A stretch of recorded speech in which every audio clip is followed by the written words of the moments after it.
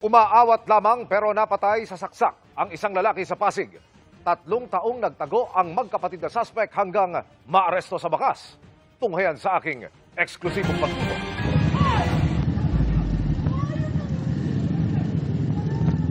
Natiempuhan ng isang netizen ang tagpong ito sa Pasig. Ilang saglit lang, makaraang maganap ang pananaksak sa isang lalaki. Sa kuyo. Ayan, sinaksakan siya no ulo. Napaupo siya sa bangketa at kalaunay napahiga na. Hindi nagtagal, binawian din ang buhay ang biktima. Ayon sa Pasig Police, ang biktima sinaksak ng suspect na magkapatid sa lugar na ito sa barangay Pinagbuhatan sa Pasig taong 2023. Makaraan ng 3 taon, hawak ang isang tip. Natunto ng pulisya ang magkapatid na suspect sa bayan ng Las Navas, Northern Samar. Nagtago sila sa Samar Leyte dahil accordingly, andun yung mga ibang kamag-anak nila. So akala nila dahil tawid dagat na, hindi na natin sila kayang tuntunin.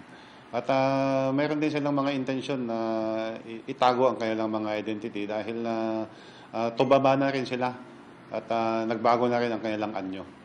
Luminaw na lalo ang kwento. Ayon sa pulisya, napaaway ang mga suspect dahil sa simpleng banggaan. Nakasagi sila ng isang tricycle. At itong driver ng tricycle at itong mga ating suspect nagkaroon ng konting pagtatalo mismo sa tapat ng isang moske. Caretaker ng moske ang biktima at nang marinig ang pagtatalo, lumabas daw ito para umawat pero ito ang nangyari.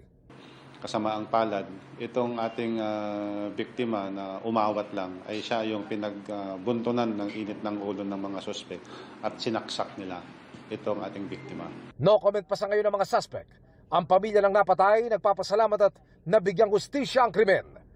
Emil Sumangil, Nakatutok, 24 Oras.